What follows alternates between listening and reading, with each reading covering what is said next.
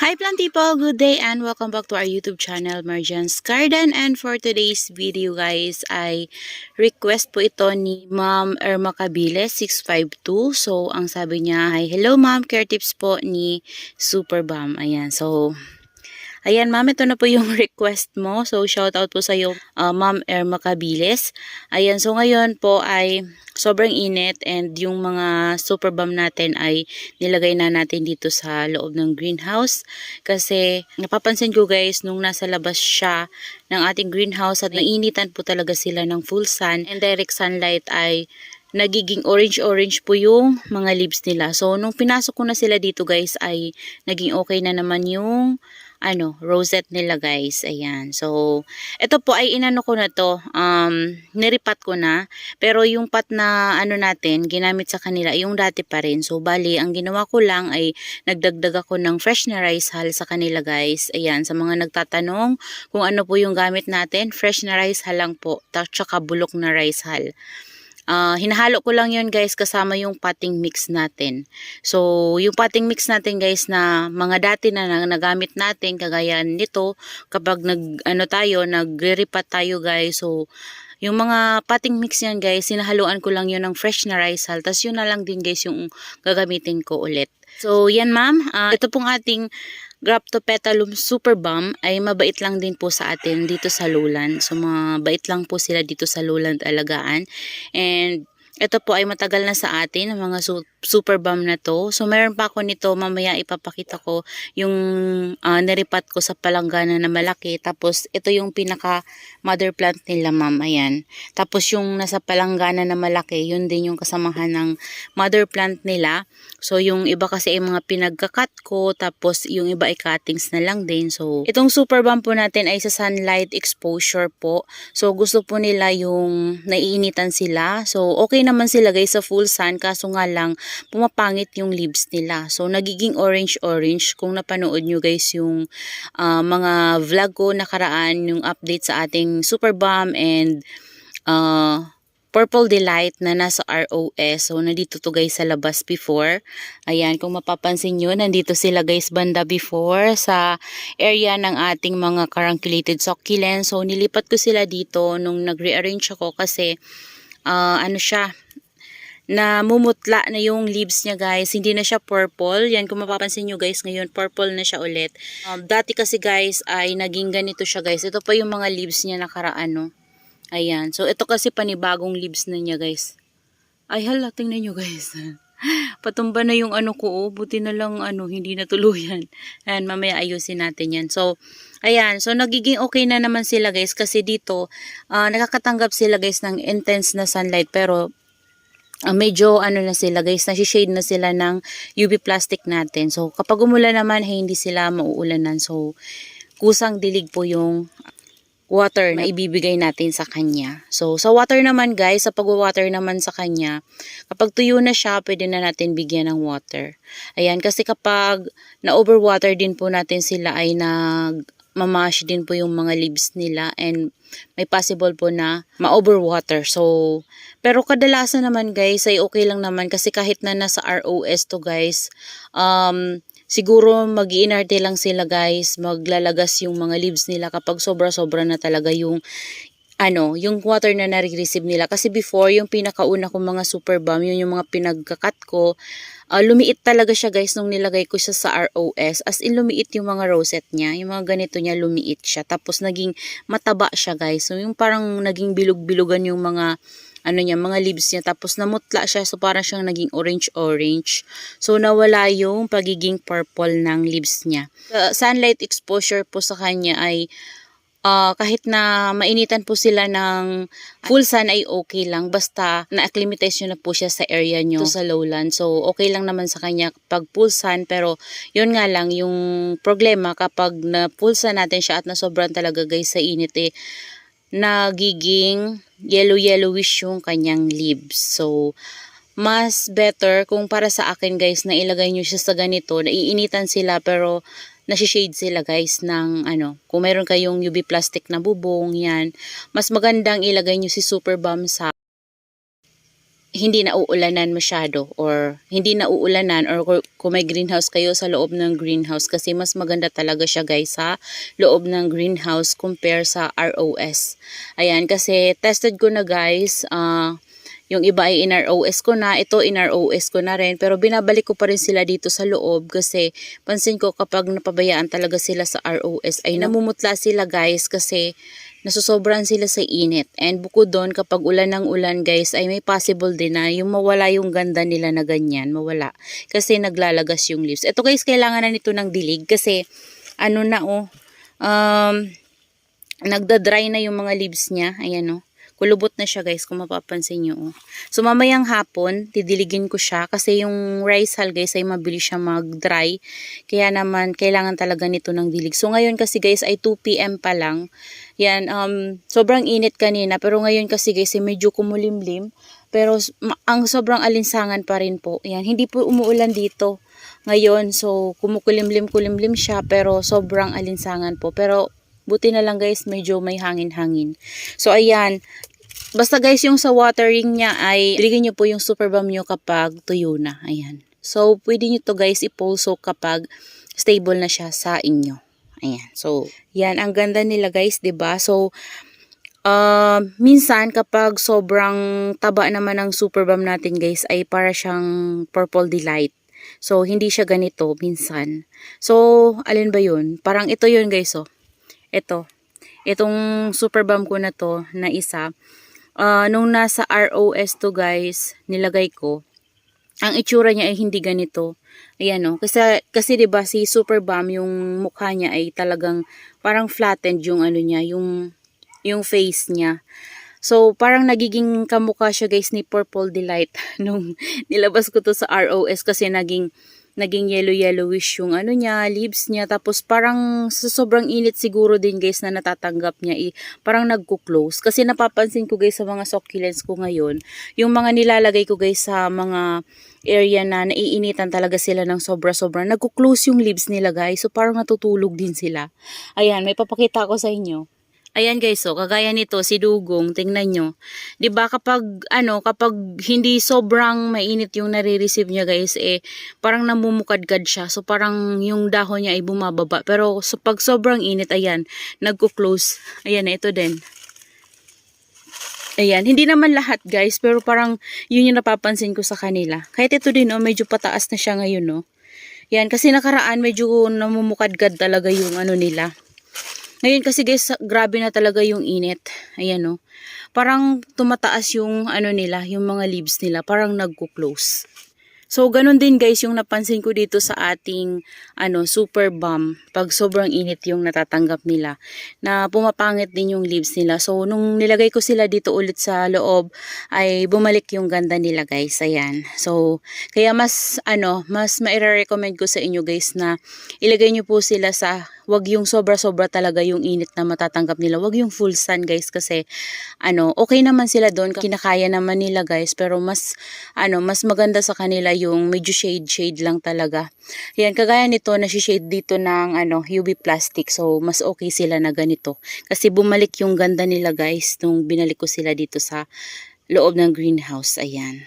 Sa potting mix naman po na ginamit ko sa kanya ay okay naman po sila sa rice hull. Ayan. So, yung pamisto na yan guys ay sa top lang. Yan. Nilagay ko lang na toppings. So, naubusan na nga tayo ng pamisto. So, ano lang yan guys, yung fresh na rice hull lang, tsaka yung bulok na rice hull, yung dati nilang potting mix. So, hinaluan ko lang ng fresh na rice hull ulit yan. Kasi before, naglagay ako dito kasi malalim yung pot niya. So, naglagay ako dito ng mga yung bottle ng vitamins ng dogs ko guys na wala ng laman. So, nilagay ko siya dito para malesen yung potting mix na gagamitin ko. So, ngayon, ang ginawa ko, kaya pinlano ko siyang iripat, tinanggal ko yung mga bottle na yun guys, na empty bottle, tapos, pinalitan ko siya ng fresh na rice hull, itong ilalim na to guys. So, kasi kapag niripat ko siya guys, yung fresh na rice hull na nilagay natin dito sa ilalim, yun, pwede na naman natin yung gamitin ulit sa susunod. Kasi bulok na yun siya guys. Yan, kapag niripat natin to. Kaya, Kung mapapansin nyo guys, medyo makikita nyo na woody na talaga to. Nakaraan kasi guys, sobrang dami ng leaves nito. Tapos nasiraan siya ng konting rosette dyan. Kasi nung pagripat natin ay bumagsak to guys. Kasi hindi naman to one root eh. Ano din to, multiple heads din to guys. Yan, kasi nung nabili ko to ay one root siya guys. So, one root siya, tapos isa lang talaga yung ano niya. Marami siyang branches pero one root. And ang nangyari doon guys, napabayaan ko siya. So, lagi siyang nabasa-basa. So, ang nangyari sa kanya guys ay narat. So, inagapan ko siya, ginawa ko, kinat ko siya. So, ito na yon. Ito na yung mga nakat ko. Ayan na siya. So, yan na sila. Kaya hiwa-hiwalay na sila guys. Pero, dati tong one root. So, pero okay lang guys, at least na-save natin sila, 'di ba? So kapag naman guys, sa na-experience ko dito sa sakit na dumadapo guys, sa mga insect na dumadapo dito sa super balm natin ay na-experience ko dito ay mealybugs. Ayan, pinuntahan to ng mealybugs. Ito 'yun guys, oh.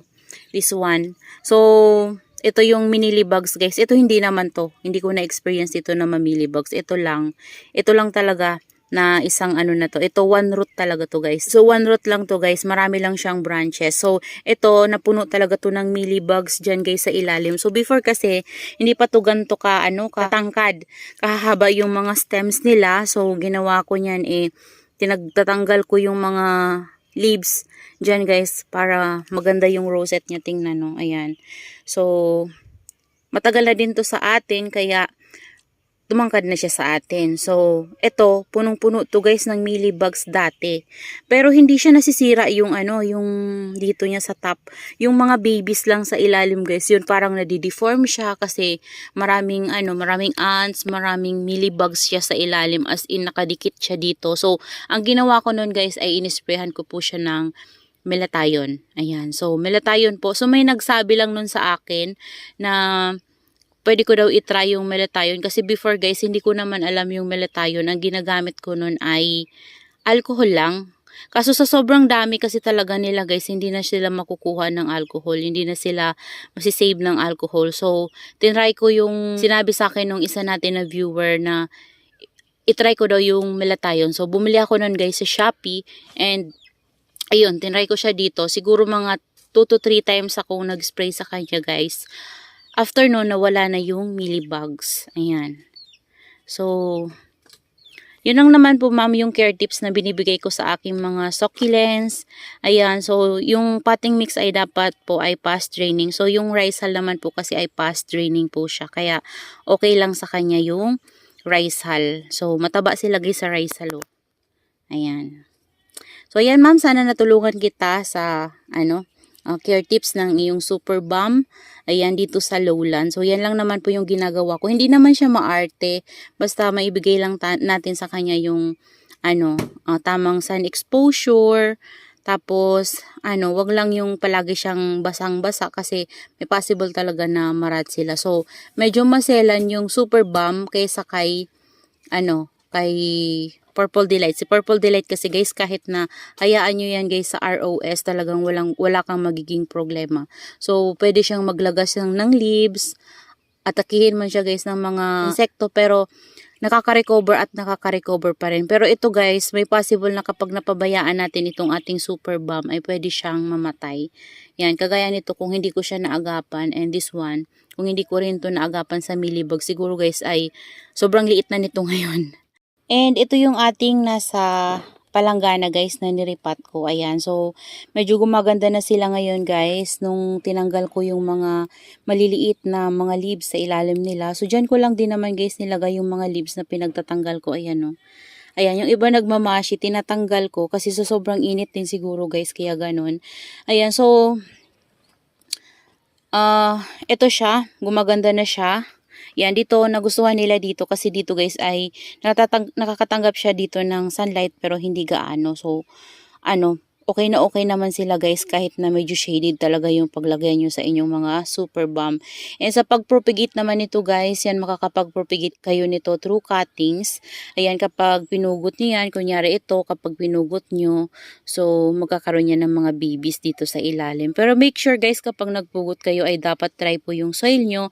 And pinugot nyo naman guys ay dapat ay air dry nyo muna and hanggang sa matuyo yung sugat niya guys, saka nyo sila itanim sa dry soil. And after 1 week niyan guys, try nyong tingnan kung may roots na siya. Pag may roots na siya, pwede nyo na siyang bigyan ng water. Ayan. So, yun lang naman po yung pagpropagate sa ating succulent. Sa leaves naman niya guys, ay napopropagate din siya guys sa leaves. Kagaya nito.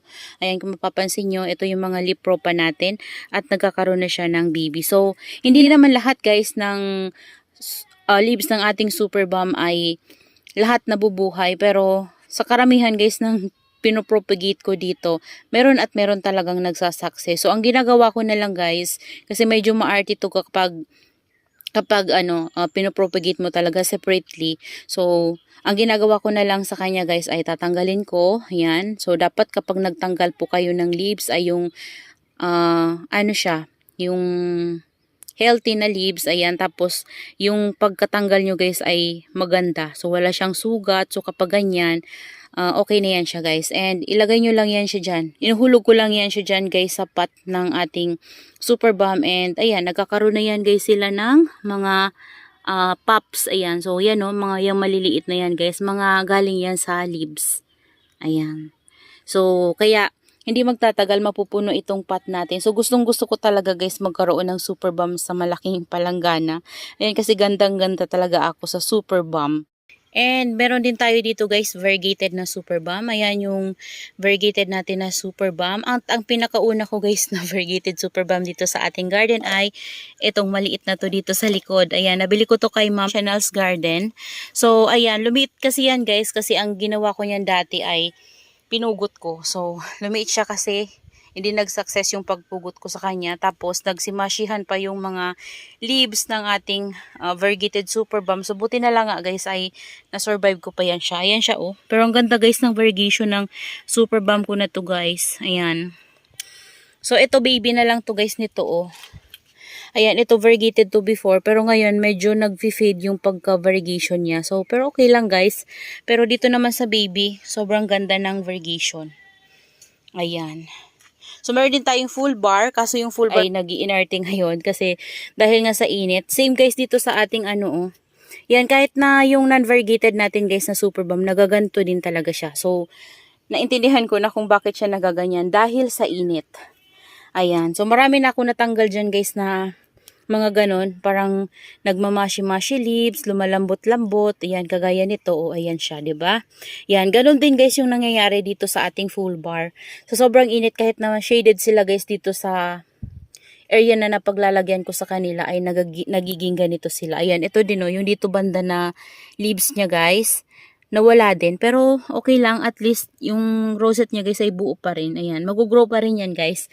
Magiging okay din yan siya kapag hindi na ganito sobrang init. So, makaka-recover din yan sila. Ayan. Kasi kahit na yung non-var natin guys ay nagaganto din talaga siya. Ayan. So, ito yung full bar natin. Ayan na lang yung leaves guys na natitira sa kanya. Ayan. Meron pa rin naggaganyan sa likod. Pero, yung mga babies guys na nandito sa likod, yan maliliit pa yan dati. Ngayon lumalaki na. Yan. Variegated din sila. This one, tsaka this one. Ito lang yung full bar. Tapos, ito, hindi siya variegated. Yan, pero isang stem lang yan sila guys.